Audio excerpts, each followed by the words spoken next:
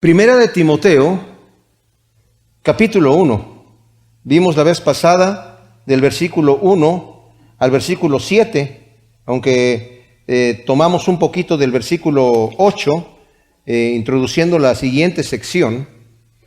Vimos que esta carta de Timoteo se calcula que es una de las 3 últimas cartas que escribe el apóstol Pablo. La primera, Timoteo, se cree que la escribe cuando sale de la prisión de Roma. El libro de los Hechos termina con Pablo preso en Roma, desde donde escribe varias cartas allí.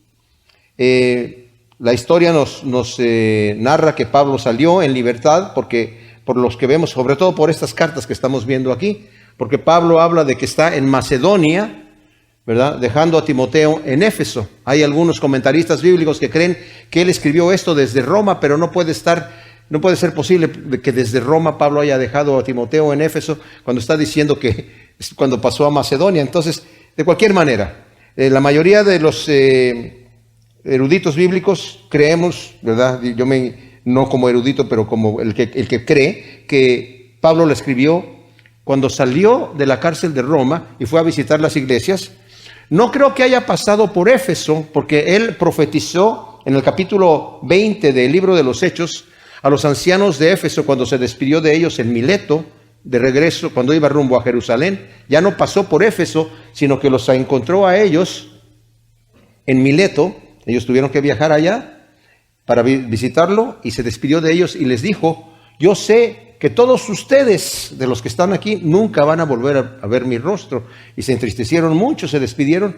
Pablo se va a Roma, estuvo allí preso, se cree, entre el año 63 hasta el año del año 62, tal vez hasta el año 63 o 64.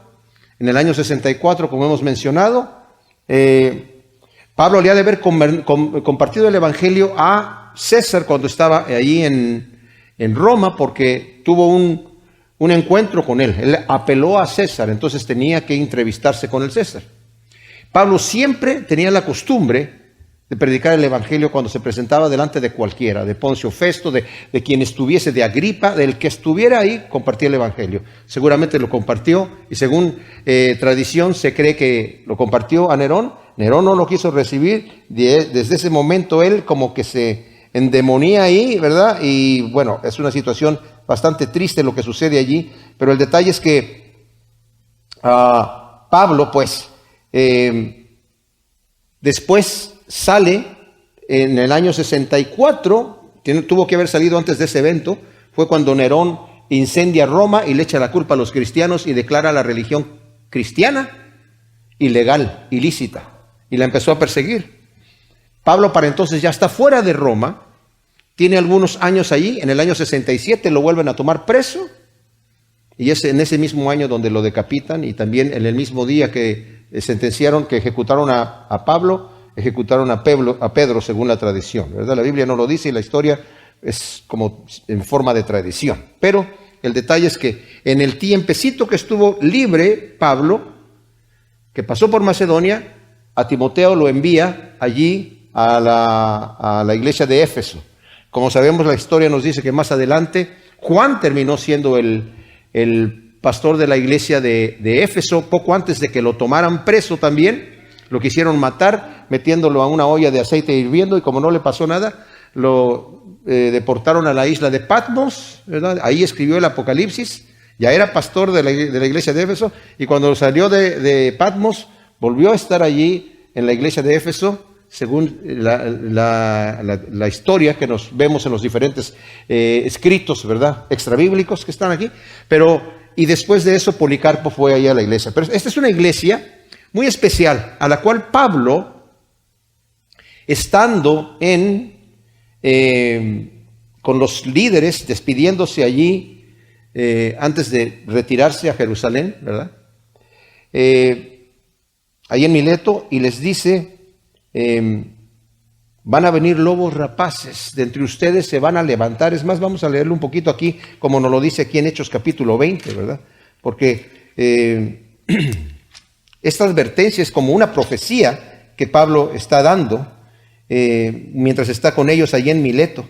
Dice el versículo 29 del capítulo 20 de Hechos, dice: yo sé que después de mi partida entrarán entre vosotros lobos feroces que no perdonarán al rebaño, y de vosotros mismos se levantarán hombres que hablarán perversidades para arrastrar a los discípulos tras sí. Por tanto, velad, recordando que por 3 años, noche y día, no cesé de amonestar con lágrimas a cada uno. Y ahora se encomiendo a Dios y a la palabra de su gracia, que puede edificar y dar herencia a los santificados. O sea, está diciendo, dentro de ustedes mismos se van a levantar gente con un objetivo. Y fíjense, esto es importante.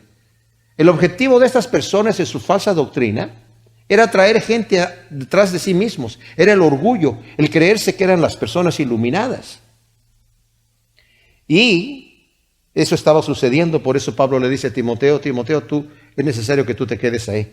Estudiamos en el estudio anterior que este mandamiento de Pablo es muy importante, ¿verdad? ¿Por qué le tiene que insistir a Timoteo que se quede ahí? Porque tal vez Timoteo, como era un joven, y estas personas seguramente eran mayores en aquel entonces, la edad pesaba, ¿verdad?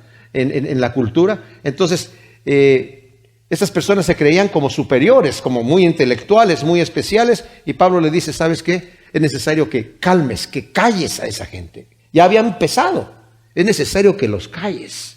Porque lo que están haciendo, están destruyendo el propósito de Dios. Y vimos que el apóstol Pablo está diciendo, están enseñando fábulas, están con genealogías interminables que dan pie a, dice el versículo 4 del capítulo 1 de Timoteo, a especulaciones más que a la realización del plan de Dios por la fe. Fíjense, esto es muy importante también, mis amados hermanos. Les voy a decir por qué. Porque en muchas congregaciones escuchamos mensajes que no tienen nada que ver con la edificación del evangelio. Muchas personas andan buscando la novedad, entre comillas, el nuevo mover del Espíritu, entre comillas. ¿Qué es el nuevo giro que le están dando a las Escrituras? Eso es importantísimo. Y se despegan de lo que la palabra de Dios está diciendo para edificación nuestra. Aquí Pablo lo dice. El propósito del mandamiento que yo te estoy dando, Timoteo, le dice aquí en el versículo 5, ¿cuál es el propósito? ¿De cuál mandamiento? De que te quedes allí para que corrijas esas doctrinas. El propósito de este mandamiento es el amor nacido de un corazón puro, de buena conciencia y de una fe no fingida. O sea, eso es lo que Dios quiere que suceda en la vida de cada uno de sus hijos. El amor nacido en cada uno de nosotros, de un corazón puro y de una fe no fingida. Las otras cosas son periféricas. Y cuando nos enfocamos, mis amados, en las cosas periféricas, ¿verdad? Dejamos lo central. Cuando hacemos central lo periférico, lo central se vuelve periférico. El amor, sí, claro, el amor y la fe. Sí, la fe y la conciencia limpia. La fe no, sí, claro. Pero la nueva cosa que hay aquí. No, lo básico es lo básico. El reino de los cielos, Pablo en un momento está hablando acerca de que la gente está discutiendo que si se puede hacer esto, si no se puede hacer. El reino de los cielos no consiste en comida ni en bebida, sino en gozo y paz del Espíritu Santo. Los frutos del Espíritu son amor.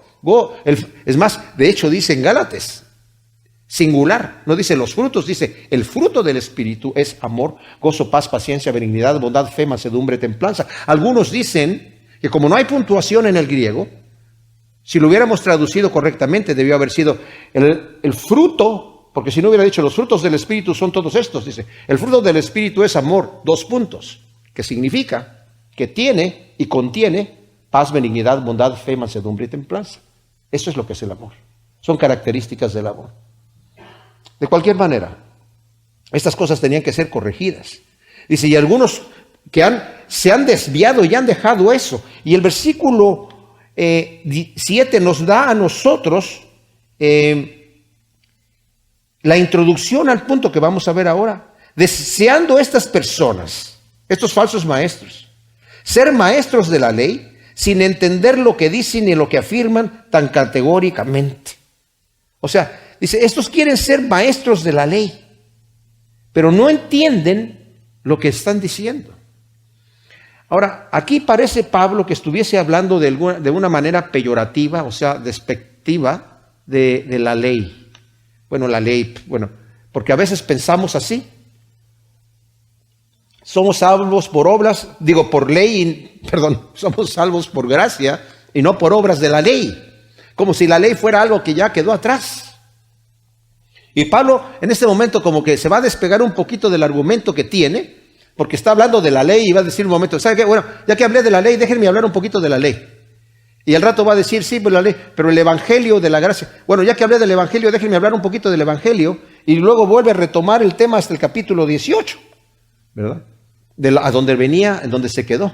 Entonces ahora nosotros nos vamos a concentrar en lo que Pablo está hablando acerca de la ley. Dice, estos maestros de la ley, como vimos anteriormente, mis amados, y se acuerdan que les expliqué, que muchos de los rabinos, en lo que era parte del Talmud, y habían hecho, y lo hacen todavía, como que le rebuscan y le rebuscan y le reinterpretan y le reinterpretan y empiezan a inventar cosas. Y una de las cosas que inventaron, estando por ejemplo analizando el libro de Génesis, que los arcángeles guardan el sábado.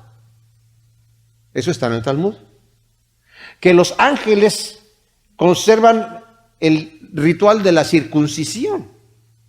Y dice uno, ¿en dónde está eso? Exactamente, no está en ninguna parte, ¿verdad? Y eso es a lo que Pablo está diciendo. Están hablando de cosas, le rebuscan y le vienen y le vienen para acá, cosas que ni siquiera tienen que ver con nada, ni son verdad.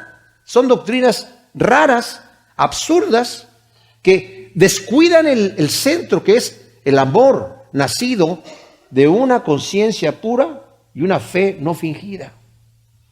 Entonces cuando está hablando acerca, dice, estos se creen maestros de la ley, pero no entienden la ley, ni lo que dicen, ni lo que afirman, categóricamente además.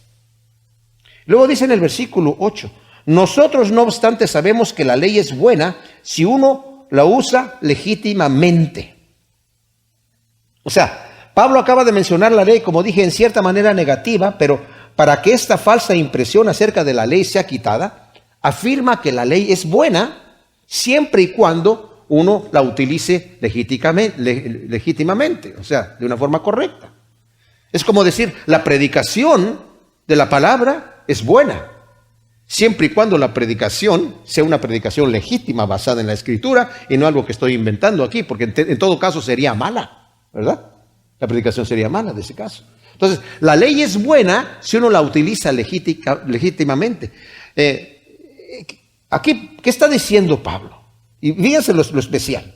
Ahora, los maestros primeramente usaban la ley de manera, el hecho de que Pablo está diciendo que la ley es buena si se utiliza legítimamente, y está implicando con su aseveración que está diciendo ahí, que los falsos maestros estaban usando la ley de forma ilegítima. Mal, ¿verdad? ¿Qué estaban haciendo? Lo estaban usando como un trampolín para sus fábulas, para sus falsas enseñanzas.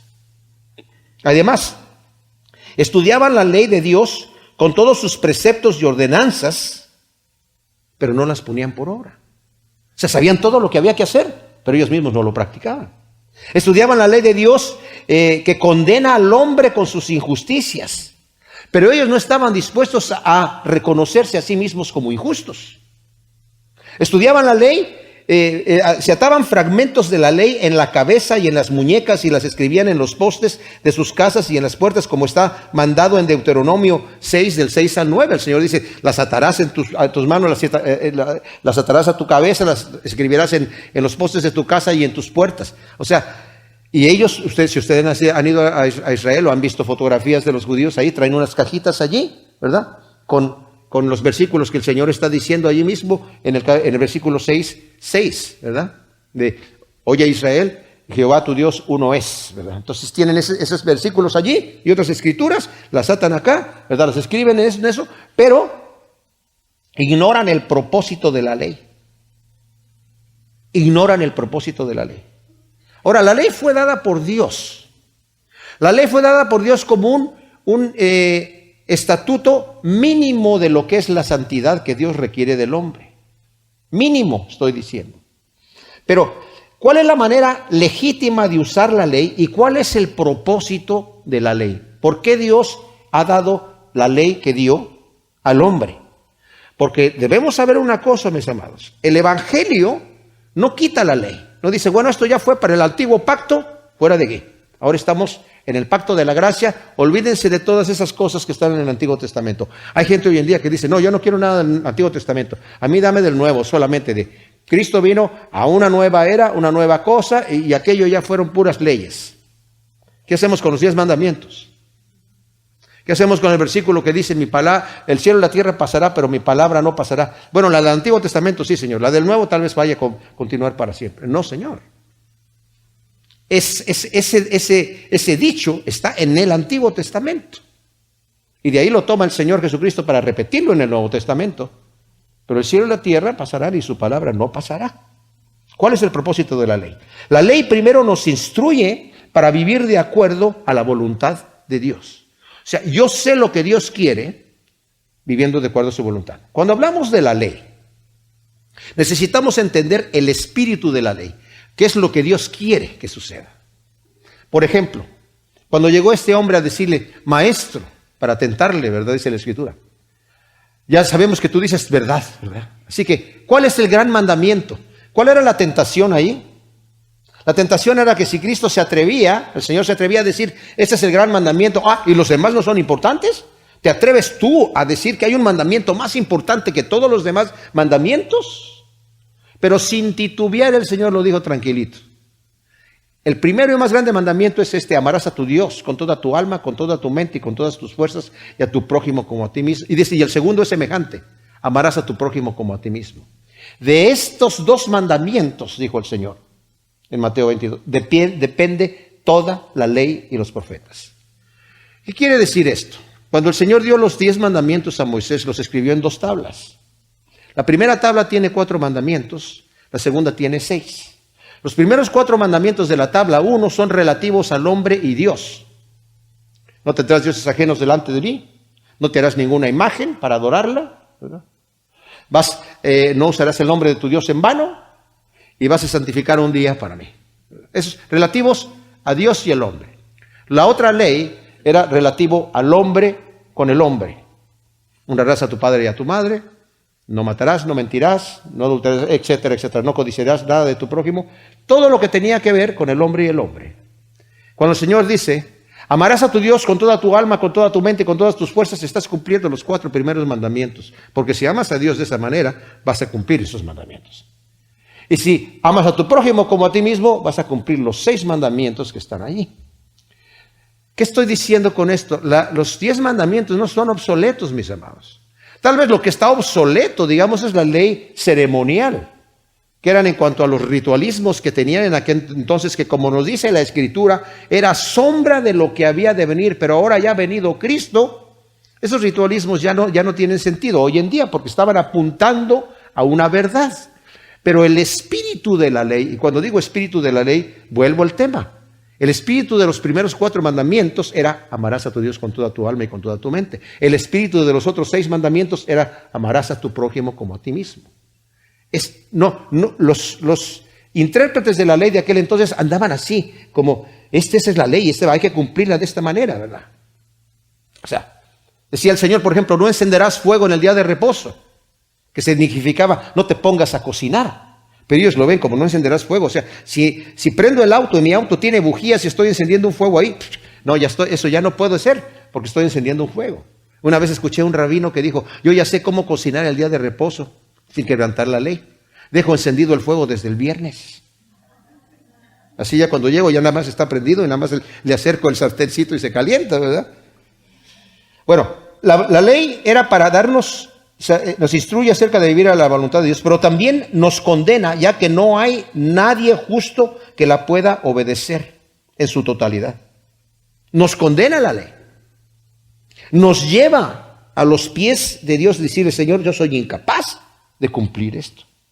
Y por cuanto nos condena y nos muestra que somos pecadores, también abre la puerta para acercarnos a Cristo. ¿Por qué? Porque si yo me reconozco pecador, reconozco que tengo la necesidad de un Salvador. Por eso Pablo dice que la ley nos lleva como ayo a Cristo Jesús. Ahora, ¿cómo puede la ley, en el caso de estos hombres que están aquí, ser un freno para aquellos que creen que no tienen necesidad de refrenarse? Porque la Biblia la presenta como un freno también. nos refrena. ¿Cómo puede ser un freno para aquellos que no sienten la necesidad de refrenarse?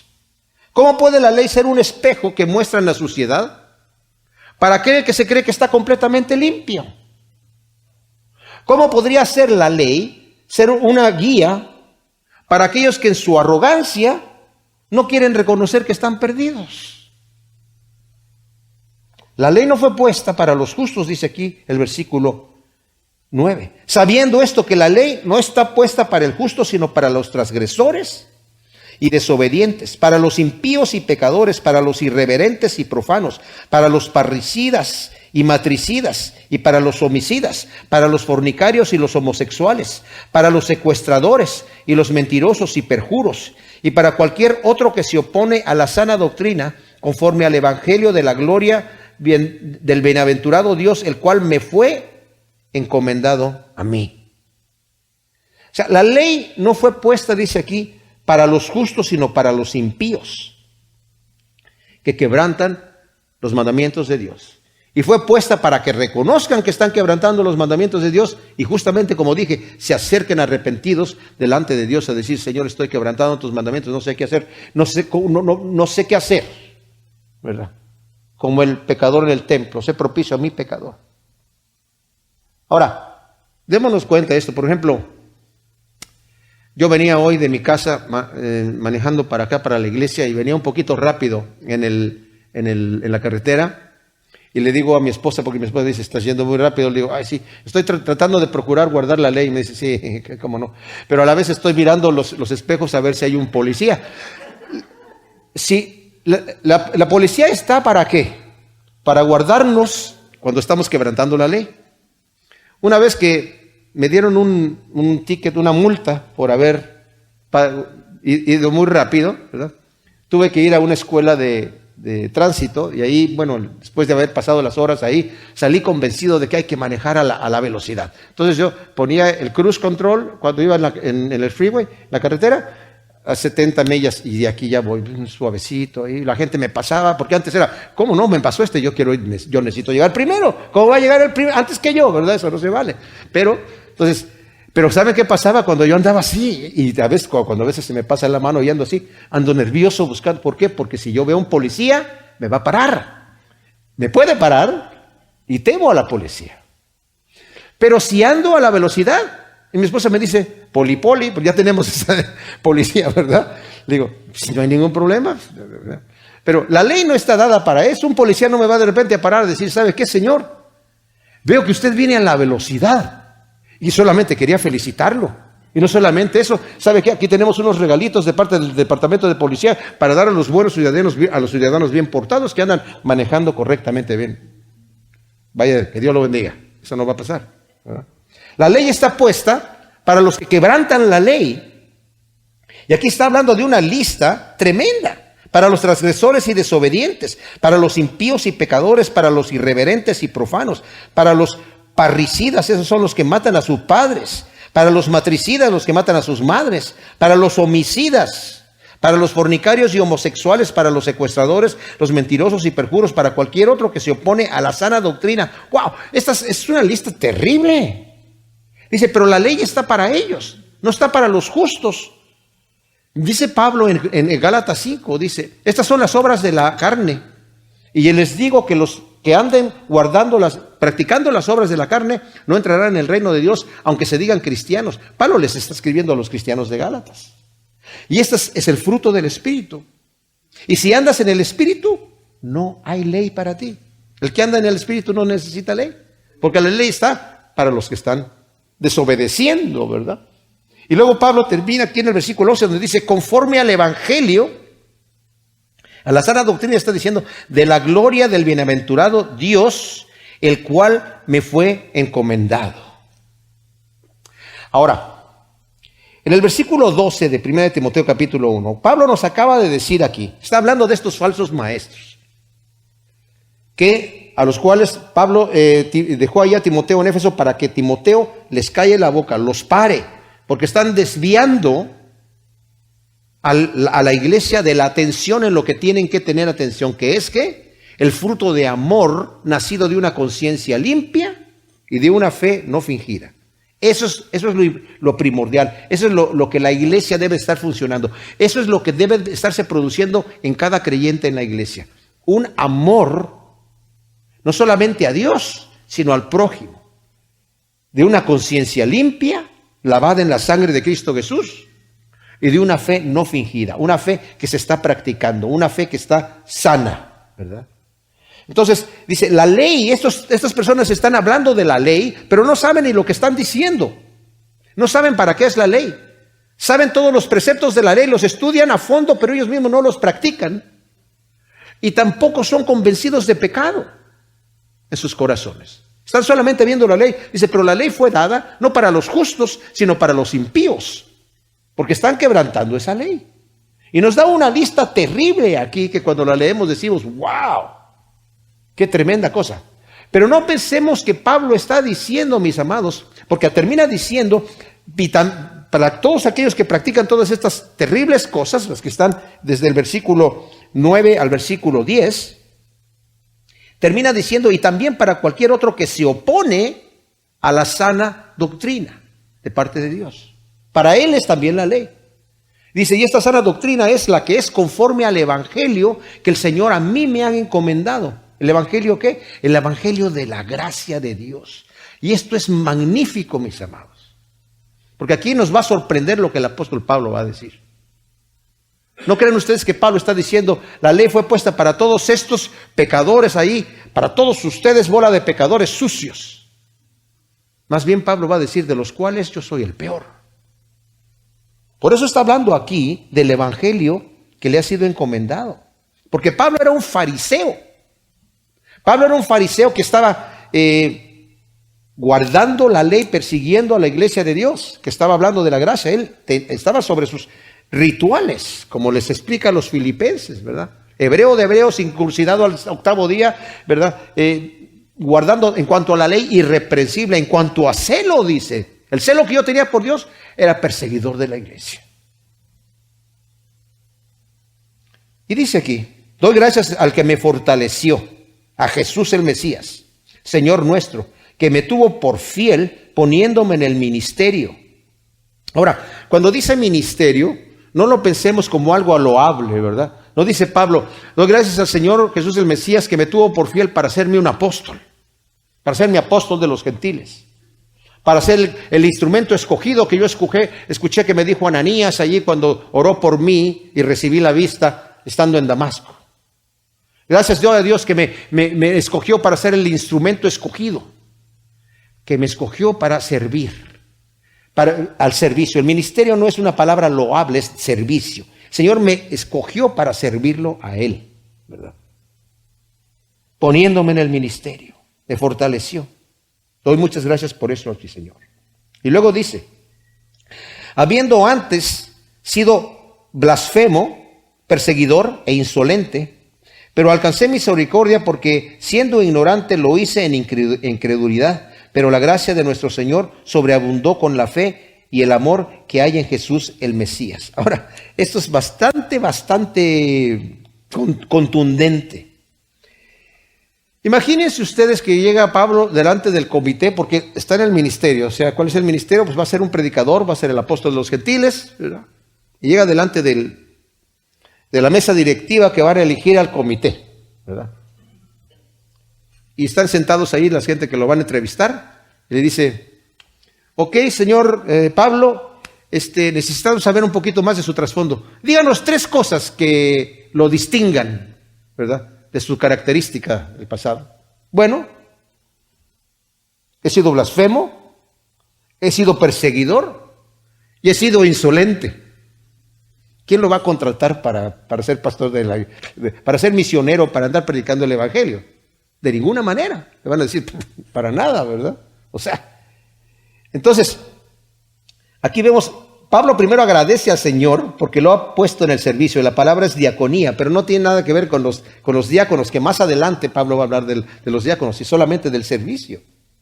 Esas credenciales de Pablo, como dije yo, perseguidor, ¿verdad? Blasfemo. La palabra insolente No, o sea, por mucho que la busquemos en el diccionario, no dice lo que era el apóstol Pablo. En griego es la palabra obristeis, que significa ser una persona altamente ofensiva, que ofendía y ridiculizaba y avergonzaba a cualquier persona que no estuviese de acuerdo con él. O sea, el tipo era un terrorista, pero un terrorista malo, un terrorista que le gustaba que la gente humillarla completamente. Y dice aquí, pero el Señor dice, pero lo hice por ignorancia e incredulidad. Ahora, fíjense lo que voy a decir, mis hermanos. No está Pablo aquí diciendo, yo soy culpable, pero no tan culpable porque lo hice por ignorancia, así que no crean que yo fui tan malo. No, Pablo no está diciendo, no soy culpable, es culpable. Pablo está diciendo, soy culpable. Mi pecado es un pecado terrible, pero no es imperdonable. ¿Me entiende? Es tremendo, pero no es imperdonable. Le dice, lo hice por ignorancia. ¿Por qué lo hizo por ignorancia?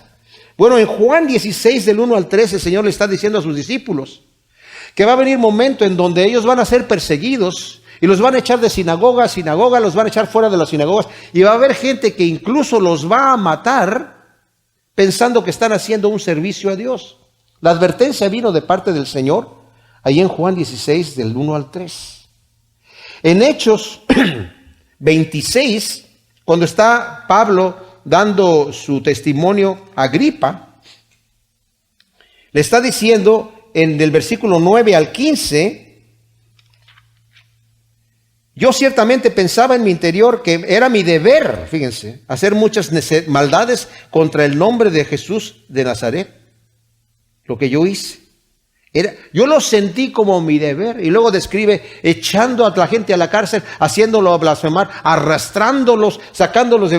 O sea, todo eso lo hice en Jerusalén con cartas de los principales sacerdotes. Sentí que ese era mi deber. A los filipenses les dice en versículo 3-6, en cuanto a celo por Dios, en cuanto a mi fariseísmo, dentro de mi legalismo, era perseguidor de la iglesia. Yo sentía que ese era mi deber. O sea, Pablo está diciendo, yo estuve haciendo estas cosas porque sentía que era mi deber. Eso no me exime de la culpa, pero es una culpa que es perdonable. Por eso está hablando aquí. Versículo 14 es tremendo porque dice, pero la gracia de nuestro Señor sobreabundó con la fe y el amor que hay en Cristo Jesús el Mesías. O sea, la gracia del Señor sobreabundó en fe y en amor. Era candidato, digamos, en cierta manera, en nuestra forma de ver como seres humanos y como hombres que somos, que Pablo hubiese recibido esto de parte de Dios. No tenía ninguna credencial. El Señor simple y sencillamente, Pablo iba rumbo a Damasco a traer y a avergonzar y a hacer blasfemar a más cristianos y a meterlos en la cárcel, a otros matarlos. Cuando el Señor se le aparece en el camino y le dice, Pablo, Saulo, ¿por qué me persigues? Y él dice, ¿qué le dice? ¿Quién eres tú, Señor? Yo soy Jesús a quien tú persigues. ¡Wow! Tremenda situación, ¿verdad? Y dice ahí, Dios me paró. Le pudo haber dicho, ¿sabes qué, Pablo? Voy a tener gracia contigo. Voy a tener gracia contigo y te voy a perdonar tus pecados. Así que te vas a quedar sentado allí, en la sombrita de este árbol. Y ya cuando mueras, vas a recordar que yo te perdoné de tus pecados. Te vas a quedar calladito, tranquilito. No. Te voy a levantar como un instrumento escogido. Te voy a poner con el mayor predicador que cualquier persona haya escuchado en el mundo. ¡Wow! Por eso es cuando llegó ahí Ananías a orar por él, estaba como, Señor me dijo que te va a ser el instrumento escogido. Ay, Señor bendito, ¿verdad? Casi no lo podía sacar de la boca. Pero fíjense lo que dice aquí. La gracia de nuestro Señor sobreabundó, se derramó de una manera así imparable, con la fe y el amor que hay en Jesús el Mesías. ¿Por qué dice esto Pablo? La gracia de llamar a Saulo, dice, la gracia del Señor sobreabundó porque era la gracia de llamar a Saulo de Tarso al ministerio y enriquecerlo con la fe y el amor. Esto es importante también, escuchen por qué. Con la fe.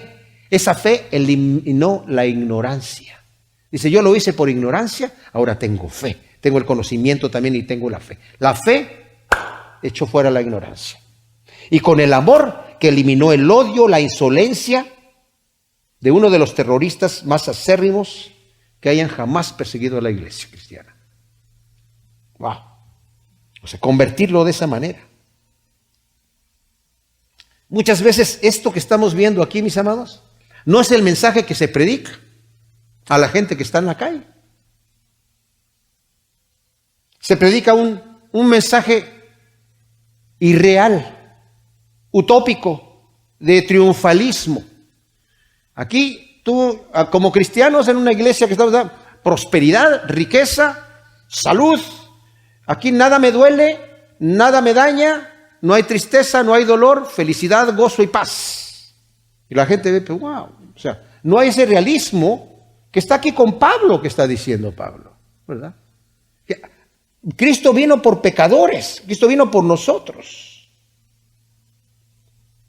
Cuando la iglesia presenta la imagen que Pablo presenta como pecador, restaurado por la gracia de Cristo, la gente va a escuchar el evangelio de la gracia, que hay salvación por medio de Jesucristo. El Señor nunca nos prometió un camino de rosas, al contrario, nos dijo que era necesario que a través de muchas tribulaciones entremos en el reino de Dios. Y el que quiera vivir piadosamente padecerá persecución, dice la Escritura. No podemos quedar bien con el mundo y con Dios. De hecho, el Señor dijo, ¿verdad?, que dice, gozaos cuando os aborrezcan y os persigan y os injurian, porque eso hicieron con los verdaderos profetas de Dios. Tengan cuidado cuando la gente los aplauda y los alabe, porque eso hacían con los falsos profetas.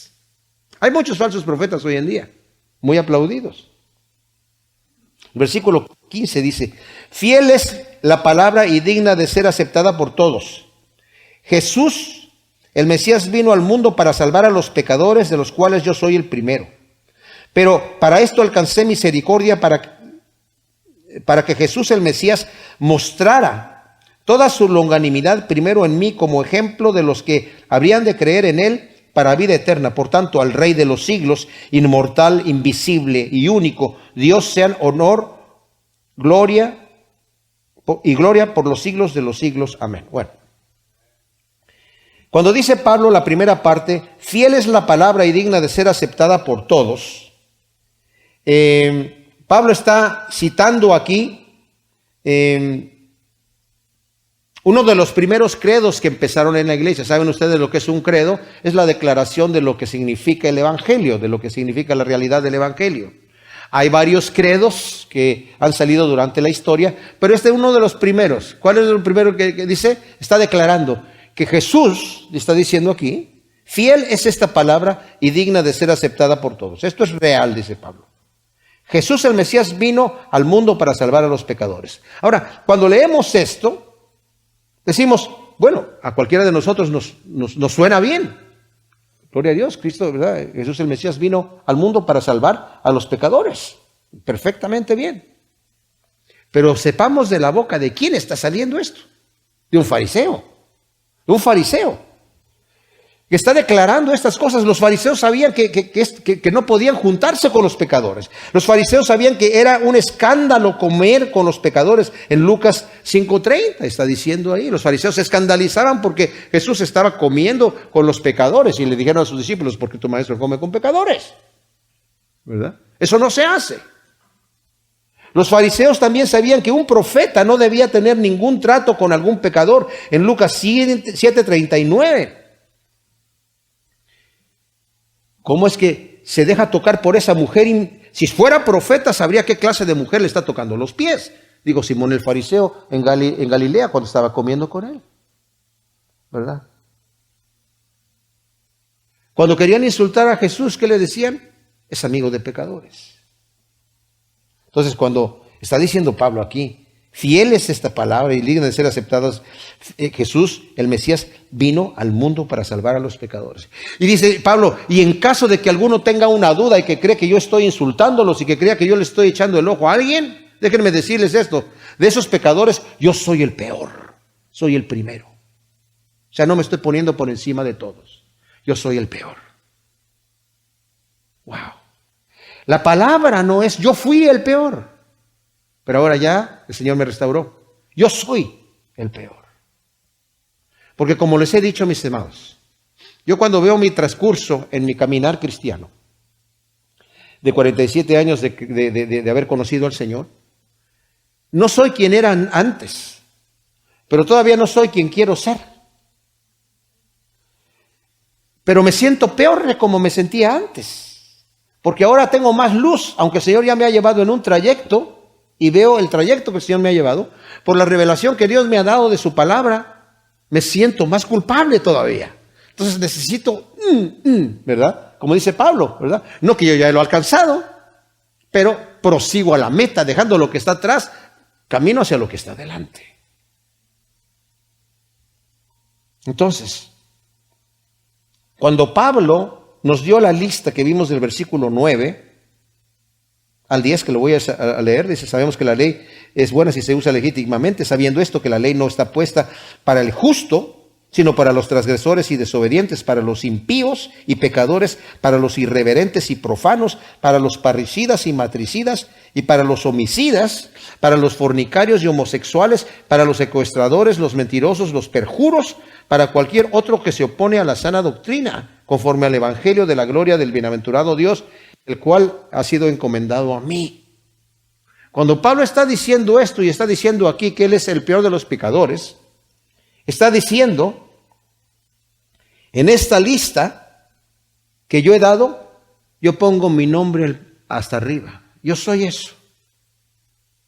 Tal vez no todo eso, pero soy un irreverente, impío, pecador, profano, ¿verdad? Con odio en mi corazón, impuro, deshonesto, perjuro, etcétera, ¿verdad? Esta lista la da poniendo su nombre, como dije enfrente, no como un análisis introspectivo, ¿verdad? Mórbido. No es que Pablo está diciendo, es que estoy, yo estoy. No se trata de eso, sino con el corazón sincero, contrito, humillado de un pecador arrepentido que reconoce, ¿verdad?, la abundante e inmerecida gracia de Dios. Miren, mis amados, Juan Bunyan, que fue el que escribió El progreso del peregrino, fue un tremendo hombre de Dios. Terminó en la cárcel por su convicción creyente, ¿verdad?, que no iba de acuerdo al gobierno actual en ese momento en Inglaterra. Entonces, terminó en la cárcel, desde donde escribió El progreso del peregrino, con un testimonio impecable. Él dijo, si hay un ser al cual yo pudiera compararme en mi pecaminosidad, es el diablo. Wow, yo me quedo pensando, si eso dijo John Bunyan, ¿qué me queda a mí? ¿Verdad? Pero Pablo estaba consciente de quién era él, de la revelación que había tenido, y todavía dice, de los cuales yo soy el peor de los pecadores. Pablo estaba centrado, él no tenía más alto concepto de sí, de lo que él debería de tener. En Romanos 7 nos dice, ¿verdad? Yo conocí el mandamiento de Dios, y el mandamiento de Dios, por el pecado que tengo yo, el pecado mío, al conocer el mandamiento, produjo en mí más pecado. En el momento que yo escuché no codiciarás, empezó a surgir en mí todo tipo de codicia por causa de ese pecado que mora en mí. Yo quería hacer el bien. Ya como cristiano quiero hacer el bien, no todo el mundo quiere hacer, pero ya como cristiano quiero hacer el bien, pero me sale el mal, porque el bien que quiero hacer no lo hago, y el mal que no quiero hacer, ya eso es lo que hago, ¿de verdad? Yo quiero hacer el bien, pero veo otras leyes en mis miembros que me lleva cautivo la ley del pecado. Miserable de mí, ¿quién me librará de este cuerpo de muerte? Gracias yo a Jesucristo, que yo con la mente sirvo a la ley de Dios, pero con la carne a la ley del pecado. Y luego el capítulo 8 dice, pero gracias a Dios que no hay ninguna condenación a los que están en Cristo Jesús. Y lo que era imposible para la ley en cuanto a hacerme obedecer los mandamientos de Dios, ahora por medio del Espíritu Santo morando en mí, lo puedo hacer. Pero eso no quiere decir que Pablo dijo, y el capítulo 7 ya quedó, cuando algunos dicen, no, pero el capítulo 7 es el Pablo no convertido. Porque ya una vez que conoces a Cristo Jesús y el Espíritu Santo entra en tu corazón, ya no haces esas cosas. ¿Oh, sí? ¿Sí? O sea, quiere decir que si tú, que ya eres cristiano, ¿El bien que quieres todo lo haces? ¿Y el mal que no quieres ya no lo haces? ¿Cómo nos vemos? No, es una realidad que todavía está allí. Pero la lucha se va ganando espiritualmente, de cualquier manera, y nos damos cuenta. Y mientras estamos en este cuerpo, como lo vimos en el mensaje anterior, la lucha no va a terminar hasta que estemos en la presencia de Cristo Jesús. Mientras tanto, vamos empujando, ya que Pablo dijo, no lo he alcanzado, todo esto todavía no lo he alcanzado cuando estaba preso en Roma, escribiéndole a los filipenses. Cuando vuelve a caer preso 3 años más tarde, le escribe a Timoteo y le dice, ya terminé la carrera, he guardado la fe, por lo demás tengo la corona preparada para justicia. No que se sintiera que ya estaba completamente santo, pero que esa era la realidad que le esperaba. Pablo también declara que si el Señor tuvo misericordia del más grande pecador, tendrá misericordia de todo aquel que viene a él, ¿verdad? Por eso dice, para eso alcancé misericordia, para que Jesús el Mesías mostrara toda su longanimidad. La palabra mostrara es que mostrara el plano de lo que Dios está haciendo, cómo trabaja Él, para que tú puedas decir, si el Señor hizo eso con Saulo de Tarso, lo puede hacer conmigo. Las dos verdades, columnas que sostienen el evangelio cristiano son la resurrección de Jesucristo y la conversión de Saulo de Tarso, de un fariseo fanático perseguidor al apóstol de los gentiles con un amor impresionante.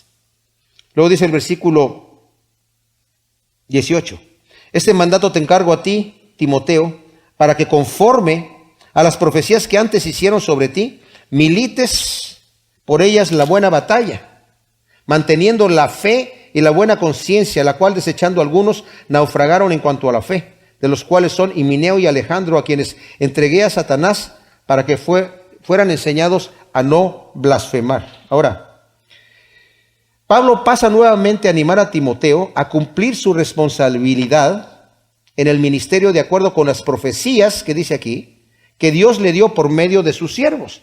Si vemos aquí en el capítulo 4, en versículo 13, dices, mientras voy, les dice él, dedícate a la lectura y a la exhortación y a la enseñanza. Ese era el ministerio que tenía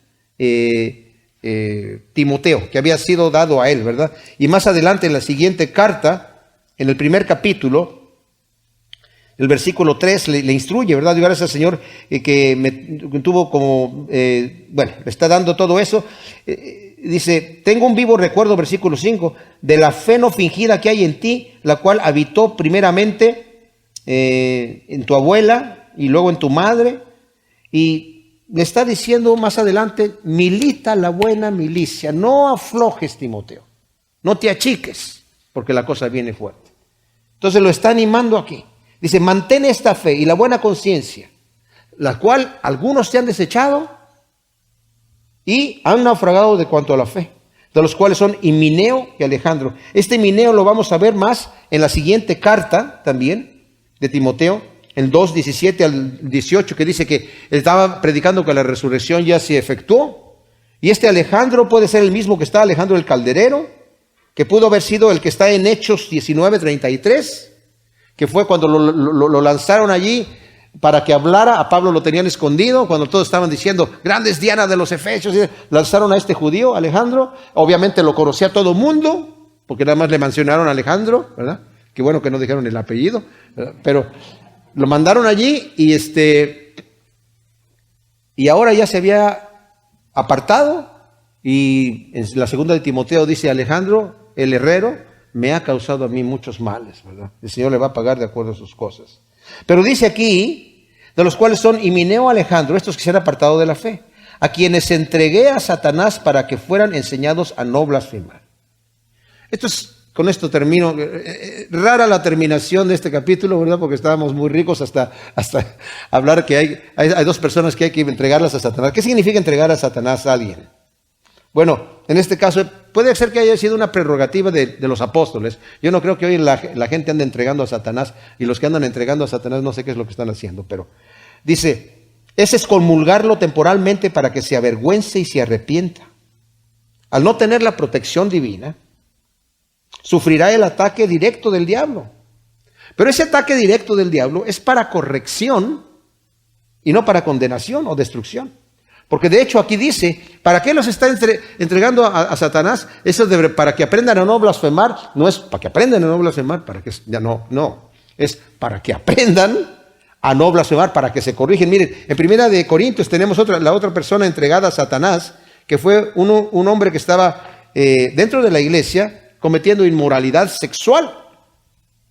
Y en el capítulo 5, versículo 5 dice, el tal se ha entregado a Satanás, estaba acostando con su madrastra, para ruina de la carne, a fin de que el espíritu sea salvo el día del Señor. O sea, entregarlo a Satanás para que se arruine. Y como dijimos en el mensaje anterior que di, ese mensaje especial, a veces el castigo de Dios puede llevarlos a la muerte, como Pablo dice también a los Corintios. Algunos de ustedes por tomar la cena del Señor indignamente están enfermos y otros han muerto ya. Como dice también Juan, hay pecado que lleva a la muerte, ¿verdad? Si ves a tu hermano cometer pecado, ora por él, el Señor le va a dar luz. Pero hay pecado que lo lleva a la muerte, por eso ya no te digo que ores, ¿verdad? Pero quiero que nos quedemos con esto, mis amados. El evangelio de la gracia de Dios. El propósito del mandamiento de Pablo es que deja todas esas cosas periféricas, que la prosperidad, que la salud, que lo que Dios quiere, que eso ni siquiera está en la Biblia, ¿verdad? No busques el reino de aquí, busca el reino de Dios y su justicia, busca el reino que va a producir en ti ese amor nacido de una conciencia limpia y de una fe no fingida, de la cual muchos se han apartado y han naufragado en cuanto a la fe, porque se van por lo periférico, por lo que está alrededor, dejando lo central. La fe, el amor, que es la paz y el gozo que Dios nos da. Gracias, Señor, te damos por tu palabra. Te pedimos que tú siembres estas cosas en nuestros corazones para que den su fruto a ciento por uno en el nombre de Cristo Jesús. Amén.